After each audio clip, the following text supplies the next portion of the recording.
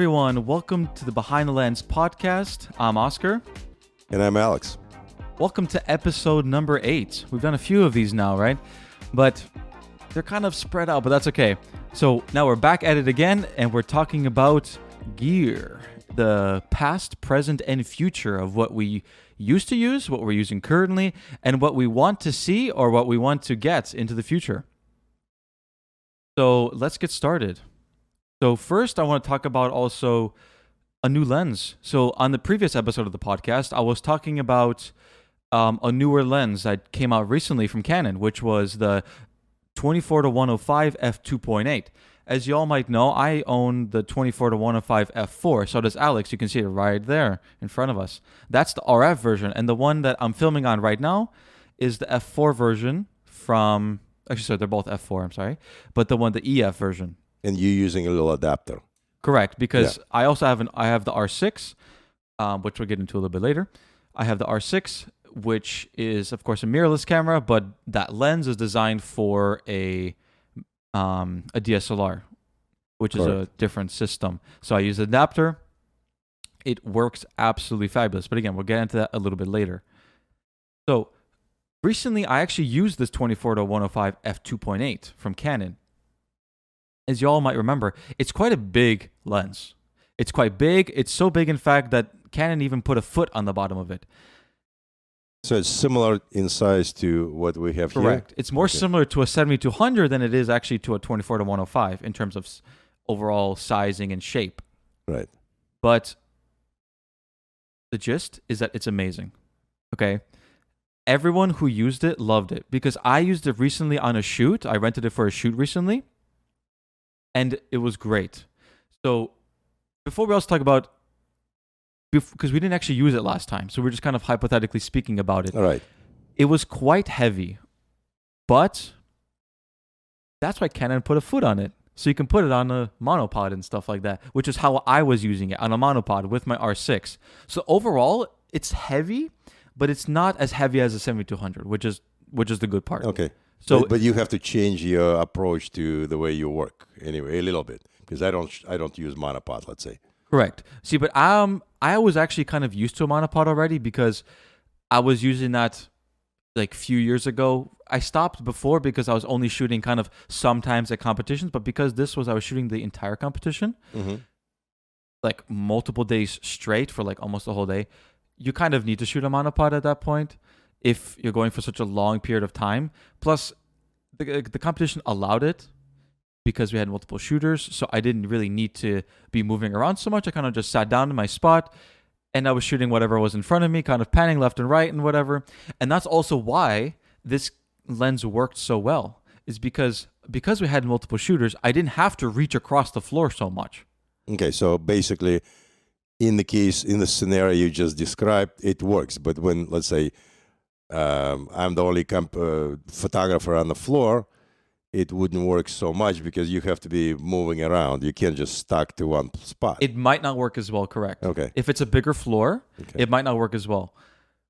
But it depends on the photographer, because some photographers like that wide angle. Like for me, I prefer the wider angle look. I actually don't use my 7200 very often nowadays. I pretty much stick to my 24-105. I actually noticed that. This is a pretty odd thing, but yes. Yeah. Like as opposed to what you just said, I am using my 7200 probably, say 70% of the time.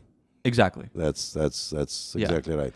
But I actually found to really like that look of the 24-105 most of the time. The reason why I like it is because we've been shooting with 7200 for decades. Mm-hmm. Or something similar lenses. So you're just looking decades. for the new look, basically. Correct. Okay. Yeah. Something a little bit fresher, more trendy, you can say. But it's something a little bit more fresh. But also, from my point of view as a photographer, like actually shooting, it's lighter, takes up less space. Right. And it's just overall easier to use because it's just smaller, and I just like it better. And plus, again, with the look. So for me, I just see lots of benefits. Not like the 7200 is bad, to be clear. I love that lens. Okay. It's much sharper. It's much more crispy, but again, just to get that nicer, newer look, I like the 24-105. See, in my mind, I'm not changing my habit of shooting only 30% of the competitions was 24 and to 105. Yeah. I only use it primarily for shooting American smooth. Yeah. So I go as low as I can with the camera, almost like I can sit on the floor. And that's one use. And the second thing, if I'm official photographer for the competition, I obviously do lineups. Yeah, lineups, you need the wide angle. For lineups, you need a wide angle. But that usage is fairly small compared to what you were describing from that experience when you use the lens for the entire. Was it entire competition or? It was not for I didn't use this lens for the entire competition. I used my 7200 for, I would say, maybe 60-70% of it, and the other remaining percentage I used the 24-105 f2.8. Okay, you want to summarize one more time in the practical sense what you're doing while you're using the wide lens and multiple photographers and all that stuff. Can you actually, I have a little bit more to add on actually as well. All right. So from practical use, the 7200 is quite zoomed in. It's a telephoto lens. That's the point of it. Right. But the downside of that is that if a couple comes really close to you, you just straight up cannot shoot it. Right. So essentially, I'm just thinking like one use where that lens would be absolutely perfect. Another option, not just lineups and not just the American smooth, but let's say when I'm shooting on Sunday and it's only kids. Yeah. And they have size from the adults, then the 7200 works then better. 70-200 actually work. This is almost ridiculous what I just said, but it's very useful with shooting kids under the age of, let's say, 13 or 14 or 15. It does work a little better. It's giving you many more options to utilize the quality of the lens. Anyway. That's true. I forgot about that. Yeah. That's 100% true. But you see, where I was going, there was no kids. Okay. So I understand. But also was interesting because I actually noticed at that comp, there was quite a bit of people coming up really close to me where, again, I couldn't shoot with the 7200. It was just way too zoomed in. So actually, I could zoom out to the 24 millimeters and I can get pretty much their entire body, because 24 is really wide, which is really cool. So that's very useful. It's like an extra feature again. Right. So that's cool. So anyway, this is different people, different experiences, different. But yeah, I never used that lens, and I thought when the last time we talked about that's obviously a heavy lens, and yeah, we remember what we were talking about. We were saying that lens meant to be for the video. Correct. It's because it has the power zoom that you can add on to, which is like $1,000, which is like, oh my gosh, that's a lot. Kind of expensive, fancy feature. I mean, it probably works great. I'm sure it works great. I'm sure it's worth it for the videographers because you need a very slow, very gentle, nice zoom. But again, and another thing to go along with that, probably because of that zoom, the ring, the zoom ring is really easy to turn. Because like on yours, it's quite difficult. It's quite stiff. You have to put some effort into it. I don't feel that way, but because you got used to it, right? But it's quite stiff. That one, it's like you just go like, boo, boo, boo. It's very easy. So it's really cool. So when I'm standing there, I'm sitting there usually with my camera. I kind of rest my hand on the monopod, like between the foot. So if I imagine I have the camera here, and then I kind of just rest my hand here, kind of like that, and then I could just do it with my thumb. Like here, it's quite stiff. Yeah. I can see it. But with that, I can just like, boop, boop, boop, boop, boop, boop. Okay. No issues, which is quite good. Again, if you're shooting all day, because I don't want to hold my hand out like this, because that, straining on the muscles. I kind of relax and then just use my thumb, and it works amazing for that. It seems like a very small niche feature that you're like, who cares about that? But it's a very nice practical use feature. Okay. But also think about this, like something else just came to my mind. Let's say if you're shooting on a competition like Ohio, let's say, and the dance floor is a little bigger than usual. Probably not the lens for this. Probably not a lens for that, yes.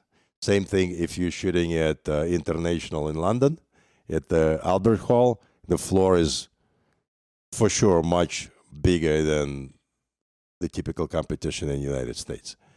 Yeah. So in that case, you do need a little bit more of a reach. So 70 to 200 works pretty nice for that. Correct. Again, lenses are tools. You have to use the right tool for the job. Right. Of course, I'm not saying this will replace the 70-200. I'm not saying that, but in some situations it might, which is the cool thing. Kind of advancing and progressing the craft a little bit further.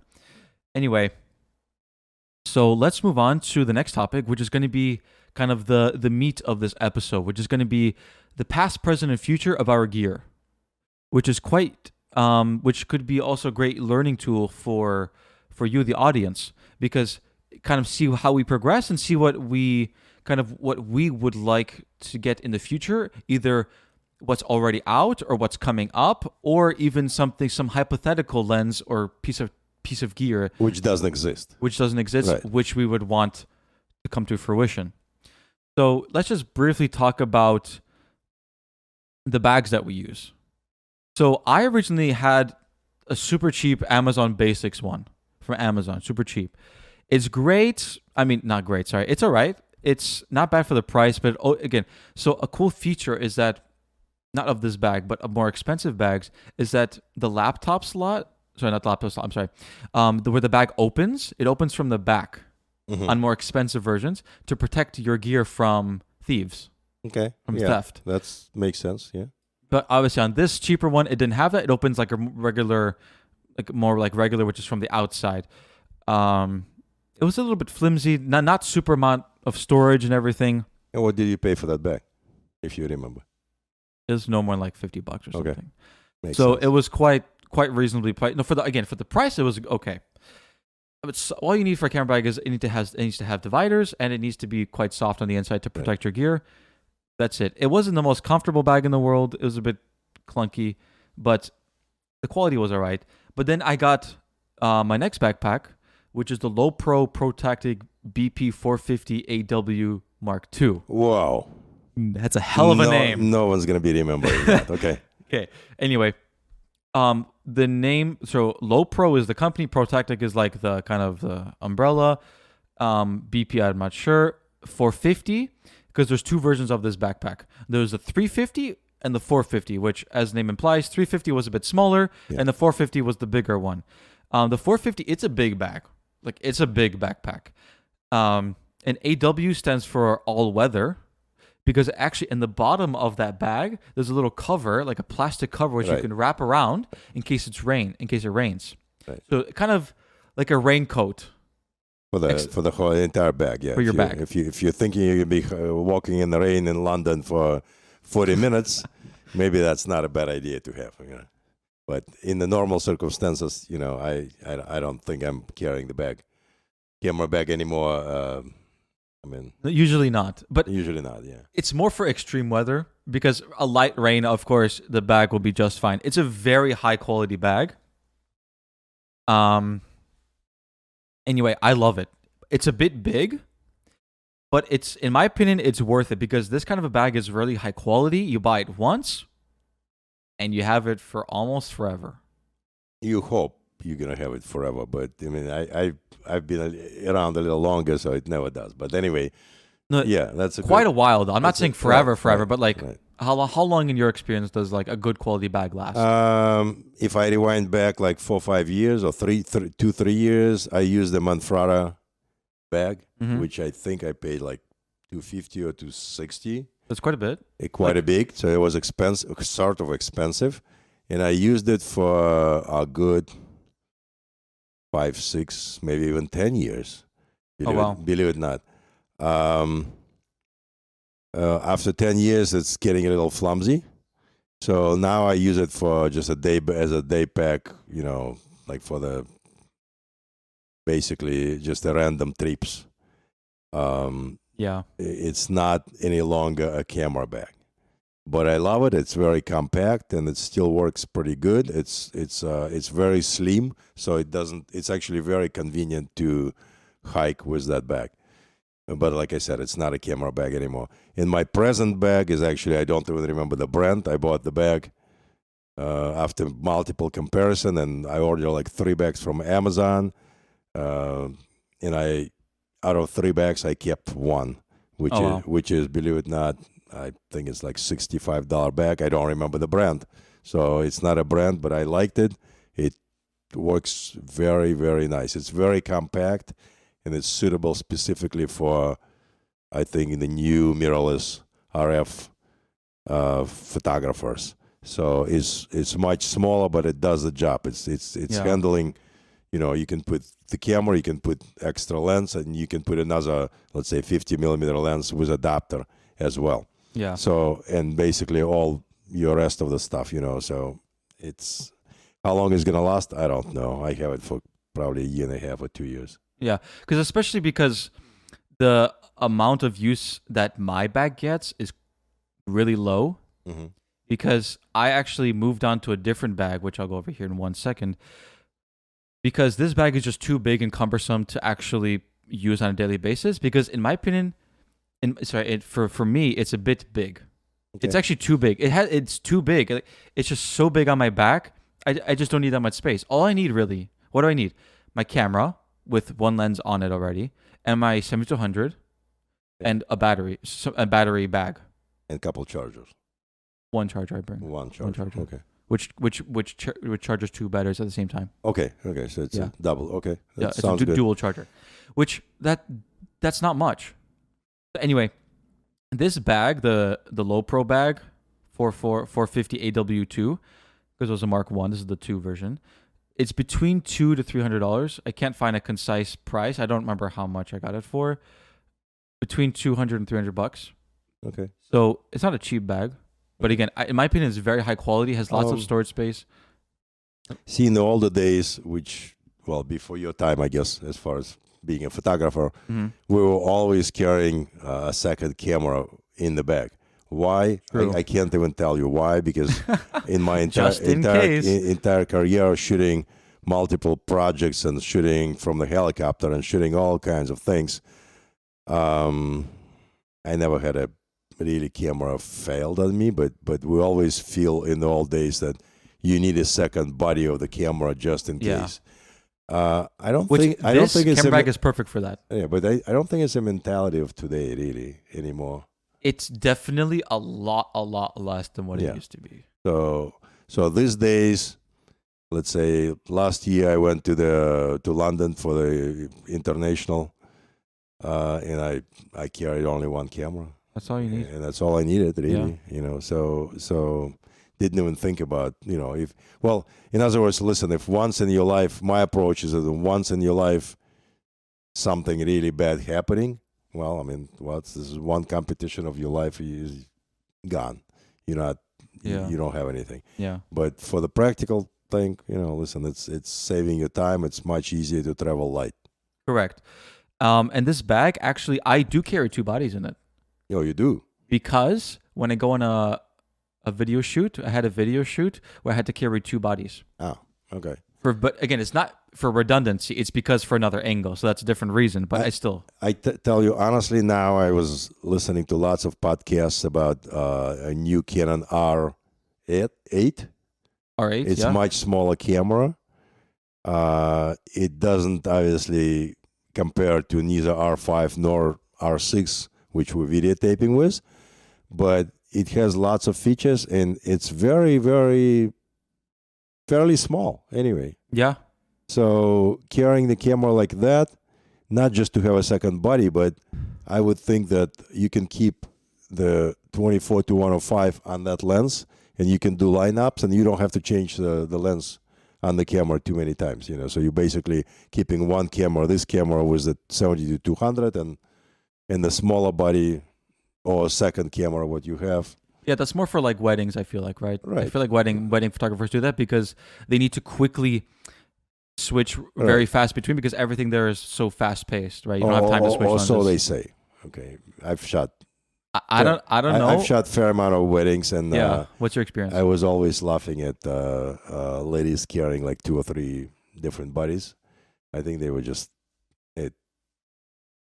over-exaggerating what is needed.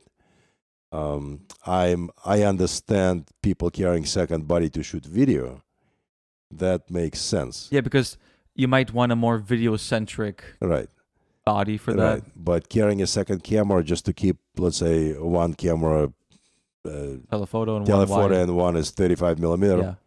All right. Well, yeah, if you're thinking that you don't know what's happening, but for the most part you do. So weddings are very predictable, actually. You do have a schedule, you have the program, you know what's going to be happening and what you're shooting. So I think actually having an assistant actually would make sense. But that's a big extra cost. It's a big extra cost, but I mean, you can budget it and you can, I mean, that to me, that makes True. sense. Yeah. So if you have an assistant, the assistant is also having another camera, and he will cover your, let's say, 35 millimeter documentaries, and you keep shooting, close up using Zoom. That would make sense. Yeah. So can you just quickly talk about the camera bags in your experience, like the camera bags that you're currently using right now? Like I said, what I'm using right now is a cheap bag. Like I went on Amazon. I didn't go to my preferred place to buy photo gear is B&H, but since Amazon is so much easier to return, and Of course, there is no hard feeling about anything, so I literally ordered 3. I needed the bag like quick. I ordered 3, and I did return 2. And the one I kept was actually the most compact and it happened to be the cheapest one too. Oh, nice. So it works absolutely perfect. I love it. I think it's the brand is like Maxor or something. It's like literally no brand. Yeah. So don't be. Sometimes brands are good, but you don't have to have a branded backpack. Really, I mean, you can find some options, and I feel pretty safe with that bag anyway. It's nicely padded. It's nicely done. You can put a little. Actually, you can put 16-inch computer in that bag. What else is there? That's about it. Yeah. Actually, sometimes I travel really light. I don't recommend doing that if you don't have experience, but I can actually put like 2 pairs of underwear and t-shirt in the top compartment of the camera, and I roll them really tight. Yeah. And I'm good and I go with 1 pair of shoes, and I'm good. That's actually quite smart. Carrying almost nothing. So this is again, don't recommend doing that if you're not experienced traveler, but if you need to go light, and the minimalistic approach sometimes works. Again, for me, it does work. For others, it may not work. Yeah. So then after I got that ginormous backpack, I was like, this is extremely impractical, especially for plane rides and all of this. When I'm carrying this giant bag for what? For like when I can have like half the size, because I only use half the internal size anyway. So then I was like, I need a new bag, a more practical bag, which I can actually carry around, and it's more practical, like I said. So then I looked around, and I went to my local camera store actually, because I want to feel it, but not only to feel it, but just to see if my gear fits in there. Yeah. Right. I need to feel it. So then what I did is I found this bag here. I'll pull it up right now. It's the Peak Design Everyday Sling. Look at this. Isn't this cool? Mm-hmm. I got the ash version here. Load, please. This ash version. Thank you. So this version right here.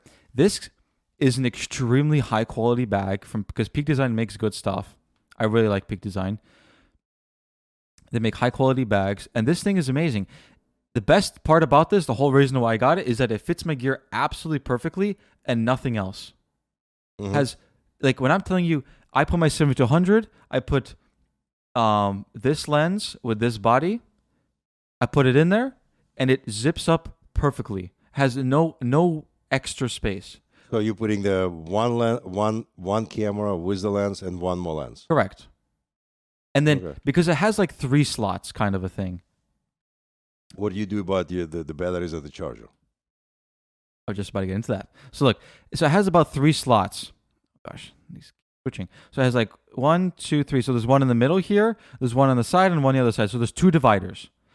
And these dividers are also cool because they can like flip to one side or the other side. So if you need to access one side or whatever, which is pretty cool. So in the middle, my camera, with my lens, 24 to 105. And then on the one side, I have my 70-200, so it takes up the entire height of the bag. Right. And then on the other side, because as you know, the camera has a grip, so that grip, on where that grip is, underneath of that grip is where I store my batteries. It's obviously it's separated with the divider, but it's basically underneath there, and it fits. Everything fits in here absolutely perfectly with no real extras, basically no extra space. Okay. And it's a fairly small thing, so you can take it as a personal item on the plane, obviously. Correct. Yeah. Personal item, which is amazing. It's not even a bag. It's more like it's more not carry on. purse-sized. It's not just it looks like Some female purses are bigger than this. right. It looks like actually it's funny how you can go and do that now with the new mirrorless cameras. Correct. I guess the difference. What camera makers achieved is, it's amazing. It truly is, honestly. Yeah, it's like amazing. the size and the weight savings is amazing. The lenses are not getting any lighter, but that's okay because we still want to retain the image quality and the sharpness that are coming out of these lenses. Right. So we don't want to sacrifice that. But because But compared to DSLR lenses, they quite smaller. true, they are smaller Yeah, and they they're are. also sharper, which is also better. Like they're only I'm getting not sure on that. they're only progressing. You're not sure about that? No. Yeah. I'm looking occasionally at my images from DSLR era. Actually, you're right. Some of them are sharper. Somehow I feel that Well, maybe it might be because of the focusing on the bodies that they're slightly out of focus. some images, or at least the images I kept from DSLR era, was manual, not necessarily manual focusing, but basically not cameras focusing, but you focusing. Technique worked better somehow. It was not. These cameras making your life much easier. They are. They're doing lots of work for you. And we're not talking about auto mode. We're talking about the focusing. Right. We're talking about focusing, yeah. Because it focuses onto the eye. It basically locks onto the eye and it tracks it around the frame. Right. Yeah. Right. So yeah, obviously the old technology never allowed for that and never did it. So in this case, you're giving up some stuff what the photographers used to do. You're relying on the camera to find where it's focusing. You just you are relying on it more though. right. So, Which is a downside or a plus depending on how you look at it. right. Anyway, so now let's actually get into the lenses. So we're going into that topic. So now let's fully go into it. Lenses. So I'll start off because you have a much more in-depth history of lenses. So anyway, my first real lens that I bought, because before I purchased kind of crappy, cheap, like APS-C sized, like lens lenses designed for APS-C. What is APS-C side? The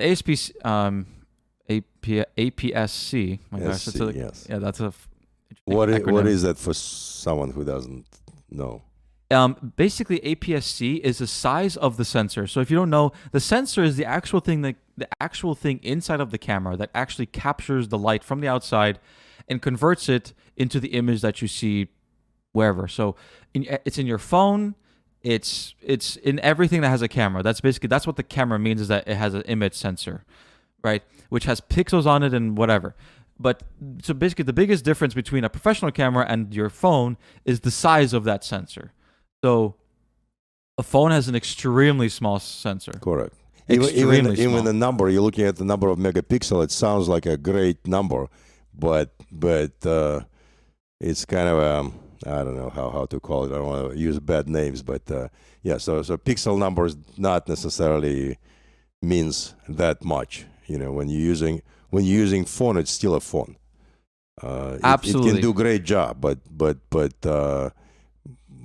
basically I can deliver 2 megapixel image and it'll be a great stuff for anything from marketing to printing on 8x10 print, and it will be only 2-3 megapixels.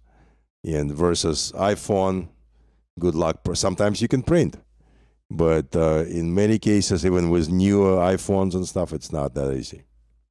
It's not. But also, if you see here, I just pulled up a little diagram, this is the difference between the different sizes. Mm-hmm. So as you can see here, like all the way down here is kind of what the phone has, or super small. And then you have all the way big, and then you have APS-C here, which is the Canon one, this green one right here. That's the APS-C that I was talking about. And then you have the full frame. So see how much bigger between this green line here and this blue line over out here? That's the difference between APS-C and full frame. Doesn't matter, that's a little bit too complicated. Again, now just something crossed my mind. So I did use in the past, I used the, cropped sensor a lot. There was a camera by Canon, I believe it was D40. A while ago, isn't it? I actually love that camera, and I did lots of work with that camera, and I used the lenses from basically, I'm talking the era 2000, from 2000 to 2010. Okay, that's a decade.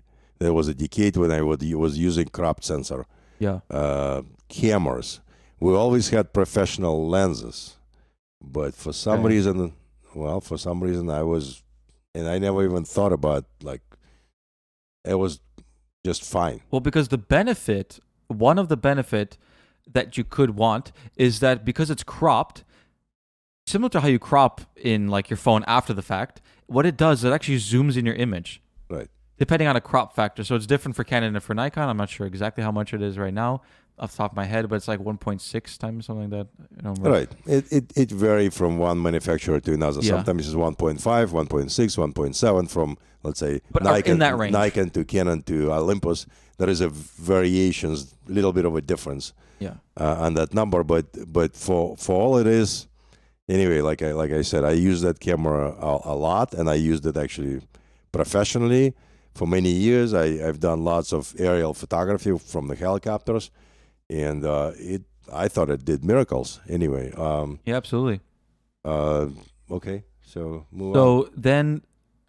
So that's my so again, we talked about that. Those were my kind of before lenses. Now, my first real lens that I bought was a 7200 f2.8, the white lens that you probably see most photographers using on the floor. This is the the RF version, the one for the mirrorless, and I own the one for the EF version, the one for DSLR, which again I use with an adapter on my R6. And it's great. Again, everything works great. The adapter, it works. It's like it's native. Okay, it's like it's designed for it. That was my first real lens. Again, it's quite expensive, but again, lenses last you a while. Like we were talking about it earlier off camera, that it lasts you 2 to 3 camera cycles. So you might upgrade your camera 2 or 3 times before you need to upgrade the lens. Right. So basically, I wouldn't say 3 times is a little extreme, but it definitely, if you're using the camera for, let's say, 3 to 5 years, then the lens will be used for 8 to 10 years. Yes, that's for sure. Yeah. After that, you may question what you're doing, or you still need to replace it. It depends also what lens, because if you use it a lot, right, it might be more beat up and whatever. But if you use it rarely, then it can last you a very long time. It might, yes. Like especially a prime lens, because it's more durable, has much less moving parts. It might last you a very long time. That's absolutely especially right. Because they're sharper to begin with, so you might not even need to feel that you need to upgrade as well. Yeah. Anyway, then I got my 24-105 for about $800. This lens is amazing. As you know, it's my favorite lens. I use it a lot. I use it for basically everything. Like 80% of what I shoot, 70-80% of what I shoot is on that lens. I absolutely love that lens. Also because it's very versatile. So you can go quite wide and quite zoomed in. So you just take this one lens and you can kind of have a nice range. It doesn't go anything extreme, but it's a very nice middle of the range lens. Which is very useful. It's also the lens which is for the practical purposes. Let's say photographer need to be sitting in the middle of the room.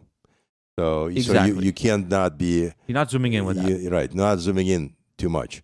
So you really need to be in the middle of the room, on the wide side of the ballroom, in the middle, right in the middle. Correct. That's ideal spot to be using 24-105. Correct. And about the f-stop on this, the aperture, it's f4. on this smaller one. Again, we were talking about earlier in the episode in the beginning about the f2.8 version. Now we're just talking about purely the f4 versions, which are the regular ones, which are the small ones which are the very versatile ones. It's f4, meaning you lose a little bit of light, and also you lose a little bit of depth of field. I agree. Yeah. Meaning it's a little bit, you don't get as much separation of the background. So specifically for that, it doesn't really matter because it's a wide angle lens anyway. So you don't really get much separation to begin with. Unless you zoom in, then it makes a more difference. But for me, it doesn't bother me that much, especially because the other one is so expensive. How much does it cost? It costs $3,000. Correct. For the 24 to... So this lens is half price.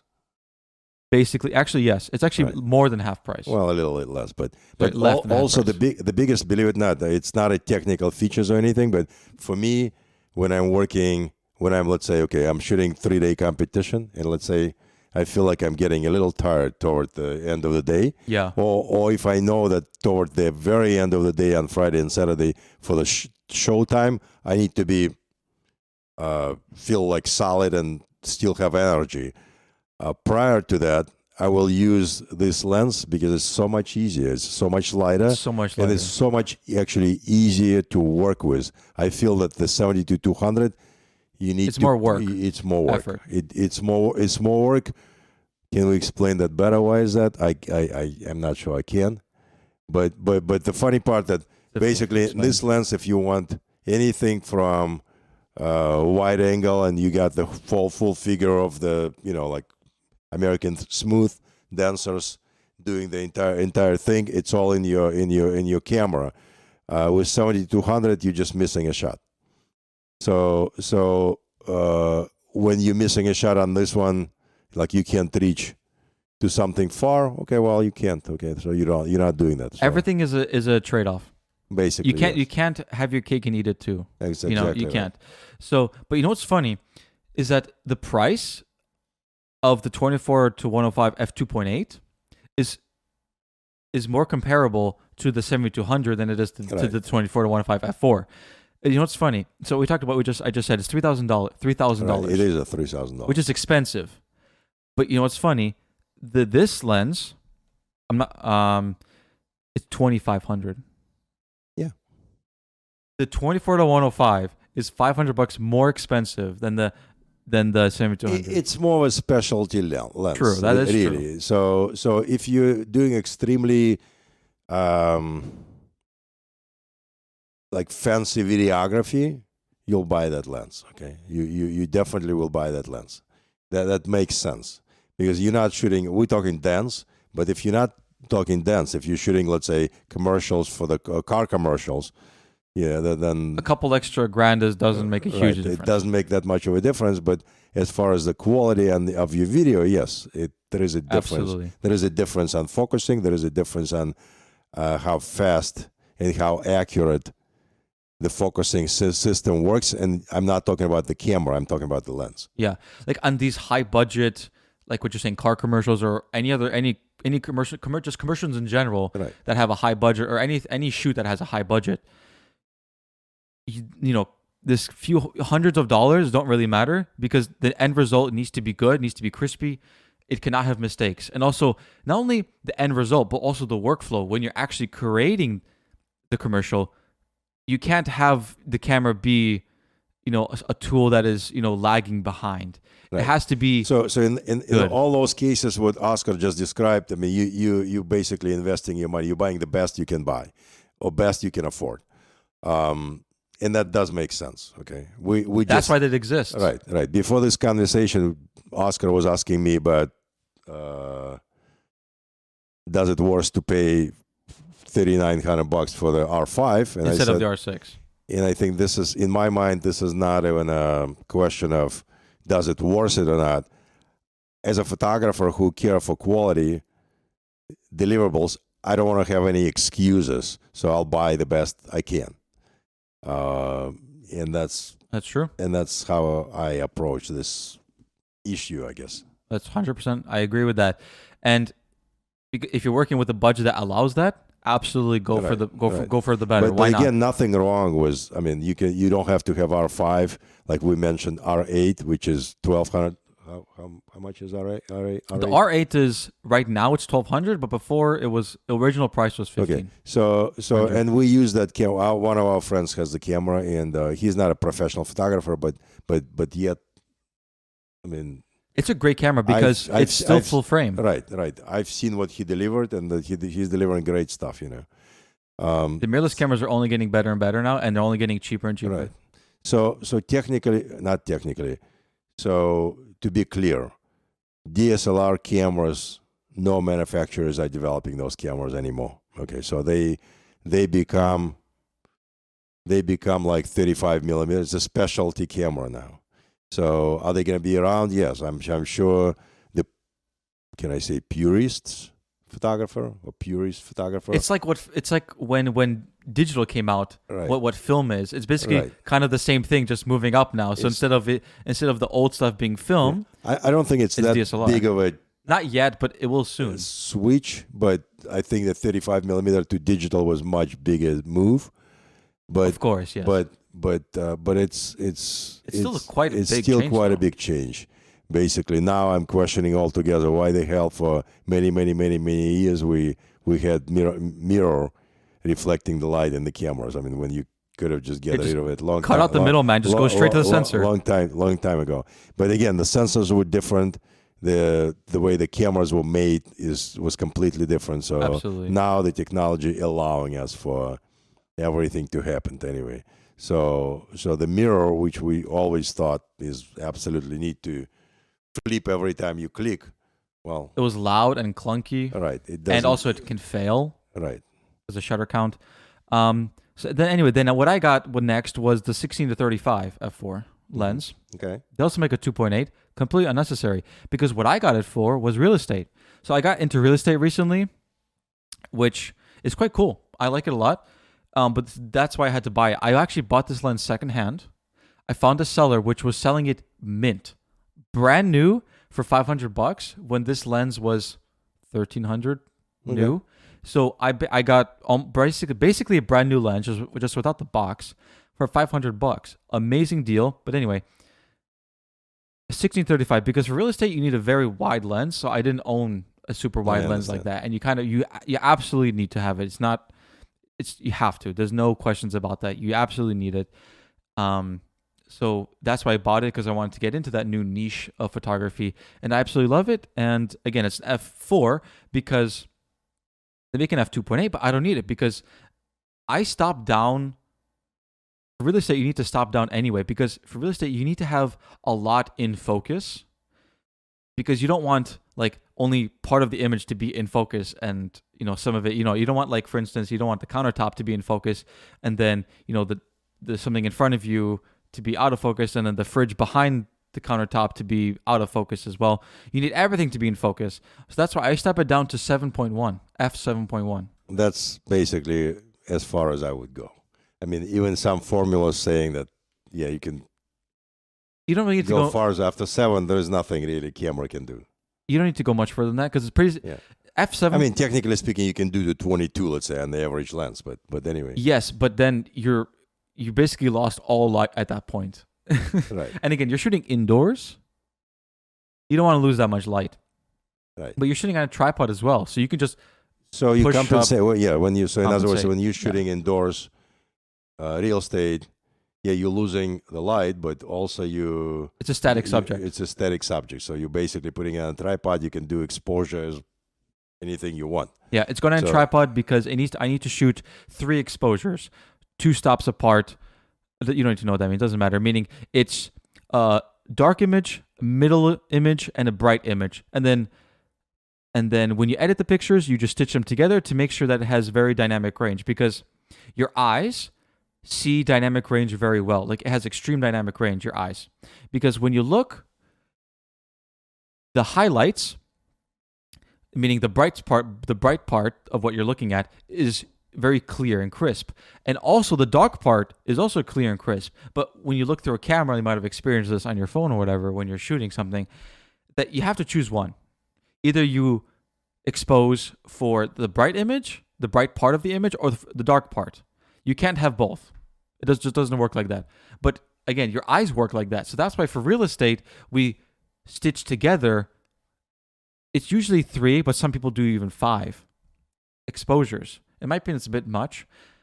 But for me, 3 isn't plenty. So you just shoot 3, and then when you edit, you just kind of stitch together so that in the dark parts, you use the brighter image, and then in the bright parts, you use the dark image, just so that everything kind of evens out and it's more natural to the eye. Anyway, that's enough of real estate. This is a dance photography show. So let's continue. I mean, you may use this footage for something else, for the real estate. Promoting my real estate business. Why not? I mean, this is a good footage, and I honestly, I tell you this. I've learned few things today listening to what Oscar talking about real estate.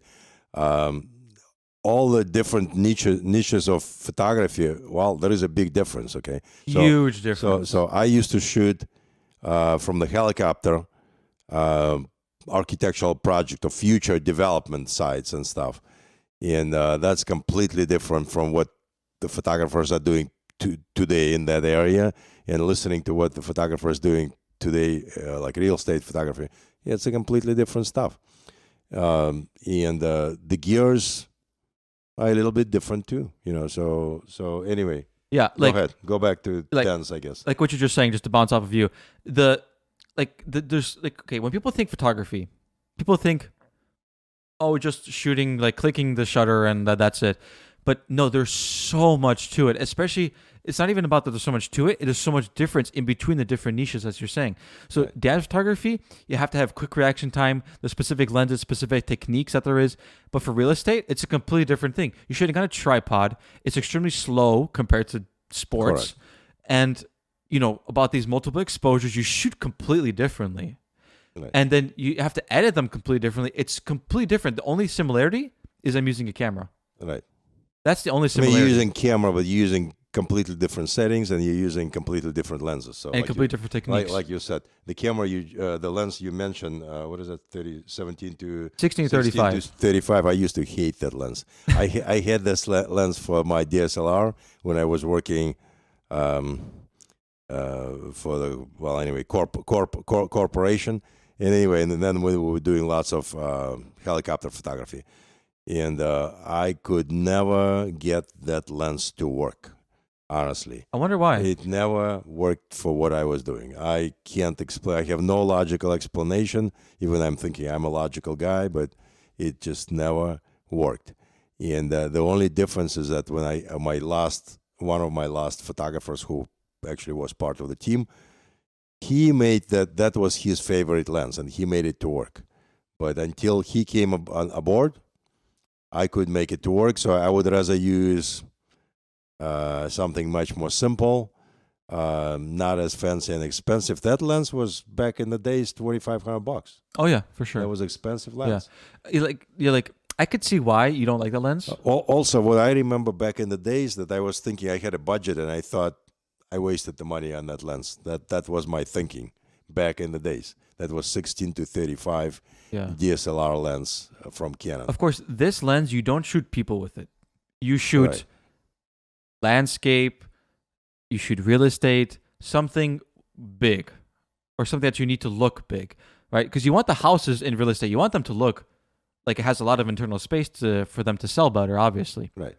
That's why you do a super wide angle, and plus you just want to see a lot in one frame. You don't want to only see just like half the room. You want to see pretty much the entire room in one frame. Yeah. That's the whole point of these wide angle lenses. But anyway, because of it's so wide, it's a little distorted around the edges. It is, yeah. But that's just the nature of the beast. You can't get rid of that. It's just like that's just how it is. No, you can if you know what you're doing. But I mean, it takes a little work. But that's kind of just the nature of it, right? It's difficult, but that's kind of how it is with these lenses. That's kind of, again, trade-offs. Everything is a trade-off. You get a wide angle, you get to see a lot, but it's more distorted. It doesn't look as nice. Even back to the dance, I mean, we have at least one photographer I can think of who absolutely crazy about the wide angle, and I think that's pretty much everything he does is the wide angle. So he's stuck on that thing. So, which is, I mean, I like his stuff, but it's maybe not the ideal way for me. I like variation, so I like to have variety. That's another reason why you have different lenses. Exactly. You know that there is a guy. You probably know the photographer who then is shooting with Yeah. 85 millimeter. Yeah. Okay. Fixed focal length, right? Fixed focal lens. So I do have 85 millimeters, but from DSLR era, but I can't allow myself to do that.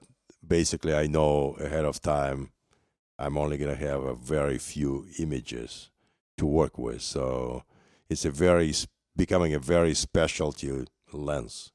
Yeah. Because if you're shooting, Because the reason is because it's not very versatile. right. Because again, it's fixed. Which means it doesn't zoom. So it's 85. So yeah, it's either it's in frame or it's not in frame. Like you can't zoom it out. Basically, those lenses are used in dance when you're doing, let's say More studio light. You're right, studio light. So you're graduating a dance school, and you want to have your portfolio, and the portfolio is done at the studio, and basically where you can control every part of the process. It's not for not for sports. Right. So in that sense, right. It sounds like it's sport, but it's not sport. It's completely opposite of that. So anyway, all right. Yeah, we're good.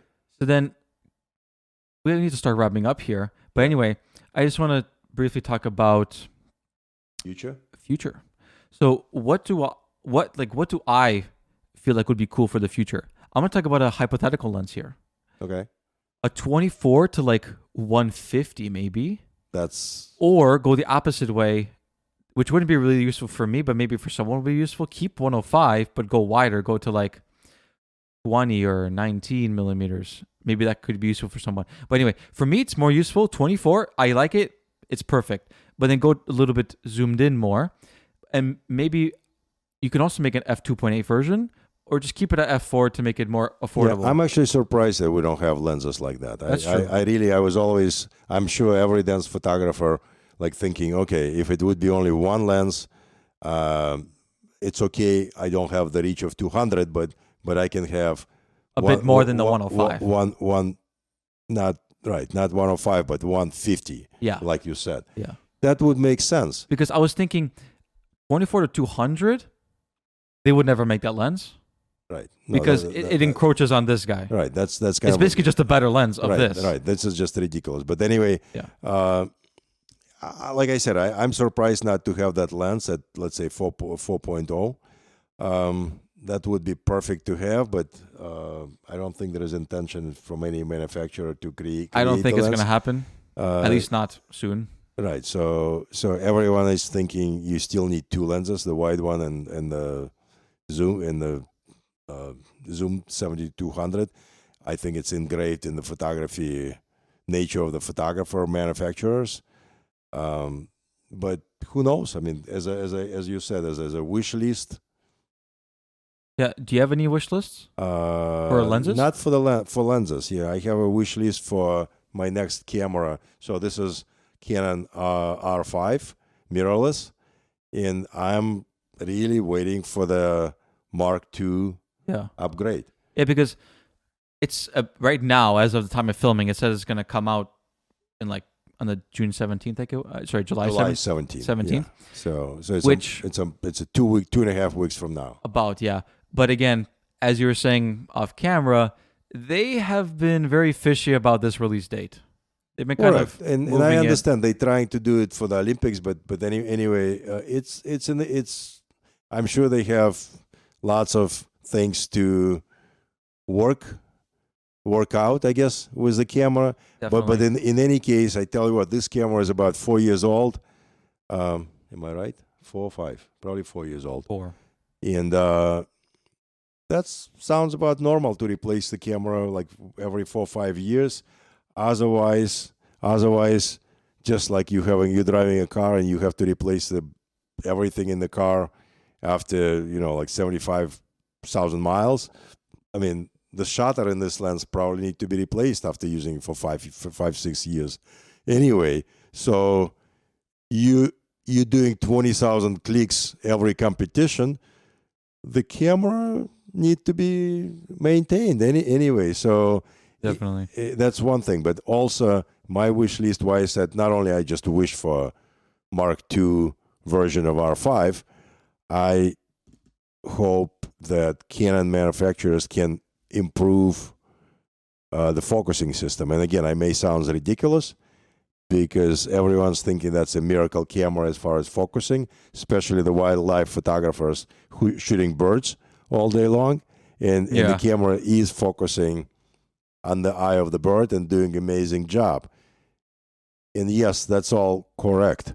But when it comes to do what we do, moving from outdoors to the indoors, this camera is not doing as miracle of a job in terms of the grain, right? In terms of the grain, in terms of the focusing, and I honestly think that they can do lots of improvements in terms of, let's say, I don't shoot more than 2,000 ISO, and I would love to go indoors. But it's also because of your high megapixel count as well. Correct. That's another thing. Which also makes noise worse. I would rather lose the megapixels from 45 to, let's say, 35. R6? Yeah. Well, I mean, that's a little too much. But because the R6 has a much lower megapixel count, right, somewhere like 22. Right. So it's a big step down for what I do anyway. I do lots of details anyway. I'm getting lots of details from my photos, and 45 megapixel is nice, but I can step down a little bit on that number. But also, like I said, I mean, the performance of the camera indoors could be improved drastically. The focusing system indoors, I believe, could be improved. So I'm looking forward to get the R5 Mark II and keep this camera as a camera for lineups, or as a secondary. As a secondary camera, basically. Yeah, so I'll keep that lens on the camera, and I'll use this lens on the new camera. Yeah, great. And that's how it's gonna be. Yeah, and for me, funnily enough, I actually feel like I don't need to upgrade at all right now. This camera, I've had it for a couple of years now, 2-3 years maybe. No, I thought it's less than that. Do you have it? I thought it's like a year and a half. No, it's way more than that. More than that? Yeah. Okay. It's about 2.5 years. Oh, wow. I think it's 2.5. Time is flying. It is flying, which is crazy. Anyway, I absolutely love this camera. I have had zero issues with it. It's been working perfectly. The only thing I might need to upgrade is the batteries that I have, because I have really cheap, crappy Chinese batteries, which don't really work very well. But because they die really fast. It's interesting what you're just saying it, but I mean, before I came here, I actually looked at the battery, the original battery. I put it in, and it's 100%, and I put this cheap batteries, and it's missing a bar. I charge them at the same time. Months. The cheap battery is worse. I mean, cheap battery is just not holding. No, it does. It really, it's a big difference. I don't have any problems with them. I just think that if you leave like batteries somewhere, and they're gonna lose your power, the cheap batteries, and somehow the original Canon batteries they last forever. I feel like double sometimes. Right. So like it's that big of a difference. So you actually do know. I mean, I'm not suggesting everyone buying Canon batteries. They're really expensive, like $80. And in fact, funny enough, I only have one original battery. Me too. I bought. I have my DSLR one. I have Canon. Obviously, original Canon. But I didn't buy any extra batteries. I just have the original one that came with the camera. Yeah. And then all the other ones are just Chinese ones that I actually had. Yeah, that's fine. From my 6D Mark II that I bought that long ago, and I still use the same batteries. Oh, I see. Okay. Yeah. This is, and I actually appreciate. I hope that I do hope that Canon is not changing the batteries on the new R5. They keep upgrading the LP6 and H. Upgrading is great, but the size. Listen, they want to upgrade the size. I don't. Right. I hope it's gonna stay the way it is. Yeah. And it's doing much better than specs on the book. So the specs on the book would tell you that you can do 300 shots, right? Is that correct? Maybe 330. I don't remember the number, but you can do much better than that anyway. Yeah. But no matter what, let's say with what we do, dance photography, you have to replace the battery probably every hour and 15 minutes, I would say. Well, again, it depends on how much you shoot. Right. No, but I mean, assuming you like on the average, yeah, it may last you hour and a half, but basically, if you're shooting all day, then you probably change it like 3 times, 4 times throughout the day. If you're shooting morning session, long session, yeah. But if you're shooting another night session, you need another 2 or 3, more likely 3 another batteries. True. So total number of batteries 6 to 9. I'm carrying is like maybe 9 or 10 for the day. That's So again, this is a big thing compared to the DSLRs, where the battery life was insane. I was just carrying maybe 1 extra battery all my life. The battery would last you all day long. Absolutely insane. So we are kind of falling behind in that regard anyway with the mirrorless cameras, so they do eat the battery's power real fast. Absolutely. And nothing you can do. You can use any settings you want. It's just because of the EVF. It has to continuously update. It's a second screen, right. And they're just a little bit more advanced. Also, they're processing a lot more. Right. Because before, the DSLR just used to take the picture and that's about it. But here now, also the EVF, so it has to do like AI and machine learning and all this extra stuff, which again eats into the power. Okay. All right. Listen, outside of the agenda, what we have we originally thought, I want to hear a few things. Let's say pick like 1 or 2 competitions where you would like to dance, where you were not, what you were not doing until now. Not photograph.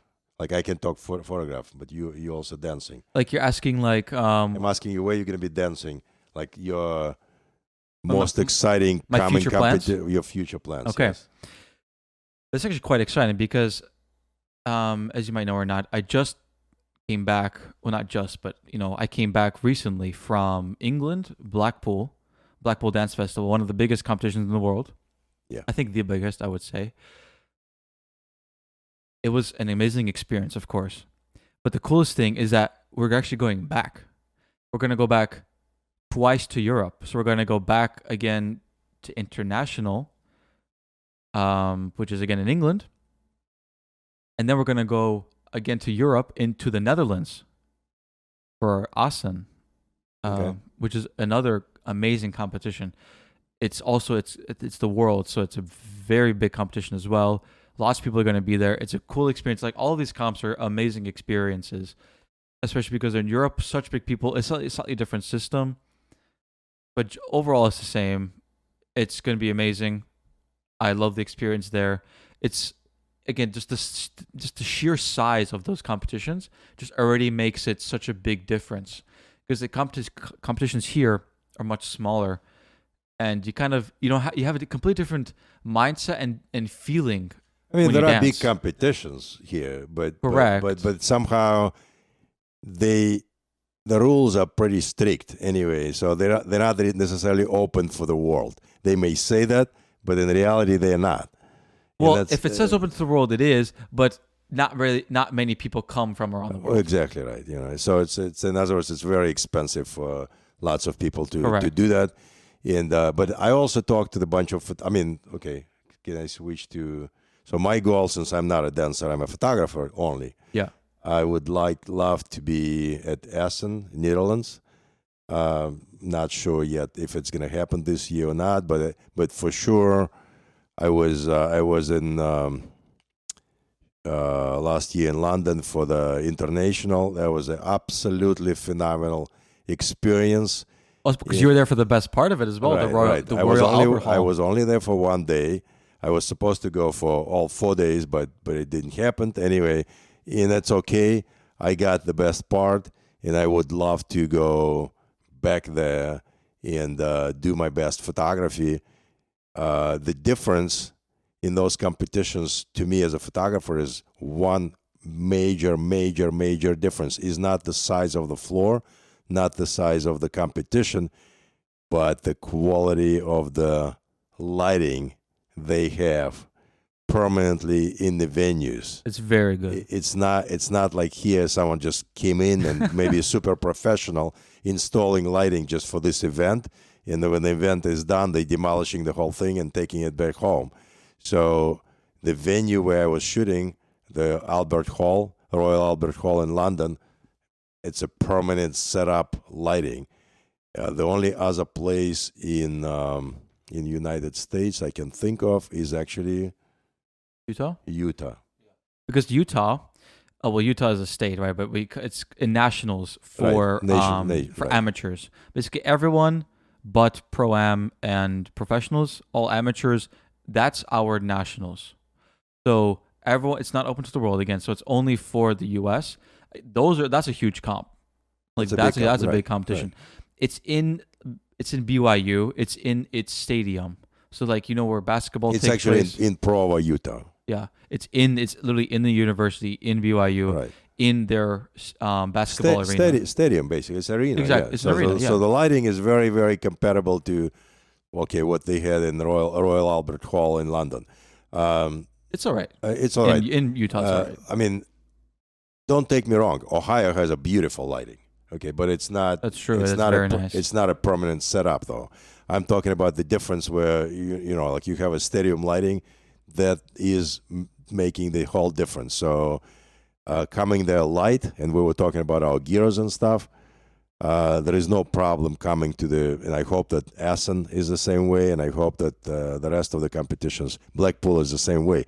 So I may not need no lighting setup, which they would not allow me to do anyway. Yeah. So, but the lighting, assuming the lighting there is absolutely great, and that's a goal. That's a goal. My goal is to create. I'm not even talking about the memory for Pro-Am. I'm just talking about creating absolutely phenomenal photography for which will last for years to come. Anyway, again, the 10 years from now, the whole dancing group of people are really different. They're dancers, so you can't. I mean, if you're shooting today, you obviously you're shooting basically a memory, like you're freezing time, because then people eventually, when in the future, they will want to come back, and not everyone, but some people will want to come back to you as a photographer and request pictures because they only were 30 once, for instance. Correct. That's exactly right. You can only have one peak, Right. That's how it is. So you have to go back and obviously every photographer, even if your career lasts 30 years, okay, listen, I'm only doing dance for 5 or 6 years. I've been doing other photography prior to that. But as far as dance career, every photographer I know does, I don't know, maybe someone lasts 10 years, but basically you're burning out after 5, 6, 7 years. Yeah. And you're finding another venue. What do you want to do? But anyway, the opportunities in the world class competitions are just absolutely beyond what you can think of for the dancer and for the photographer. So I'm not sure you're planning any photography at those venues or not, but you're going to be dancing. And my goal, honestly, it would be absolutely great if we are at the same competition. So if I'm a photographer, and that would be very nice. And if I can shoot Oscar and Daniela dancing on the floor at the same time, that would be like absolute. And not only them. I mean, also I have lots of people I know, and basically it's the same group of people dancing everywhere. But that's one of the things it's in my wish list. So if it happens this year. I mean, and when I'm saying easy, because you shot me multiple times, right? But just at more local competitions, not at these ginormous competitions like Austin or International or UK or whatever. Correct. I think we need to wrap up here because we've talked about a lot of stuff today, and we went over quite a bit, which is quite good. So we've talked about our gear, and again, guys, if you stay to the end, we're very grateful for your support. And if you have any questions, again, your feedback is also very much appreciated. So if you have any feedback, if you have any questions that you want answered on the podcast or for us, reach out, leave it in the comments, DM us, whatever. We'll see it for sure. Don't worry, okay? So, but anyway, any closing thoughts? I mean, I just hope to do another podcast Maybe not in 6 maybe months. maybe not in 6 months, but maybe like more like 4 to 6 weeks. So if that works, that schedule works for us, that would be awesome. Actually, the next like months and a half, like maybe August, doesn't seem super busy. We could definitely find a time. Somehow starting September, it's getting really busy with dance competition. So Well, right now the next 3 weeks is gonna be extremely busy. But then I I have understand. like one opening. Maybe we can do okay, it. all right. Yeah. So think of the date anyway. Absolutely. I'm looking forward to see your edits anyway. Yeah. Thank Okay. you. All right. Yeah. So now, anyway, guys, we'll see you next time, and thank you guys for watching. See ya. I'm Alex. And I'm Oscar. We should repeat that. That's you start. Okay, guys. So that's it for this episode. Bye from Oscar. Bye from Alex. All right. See you guys. Thank you.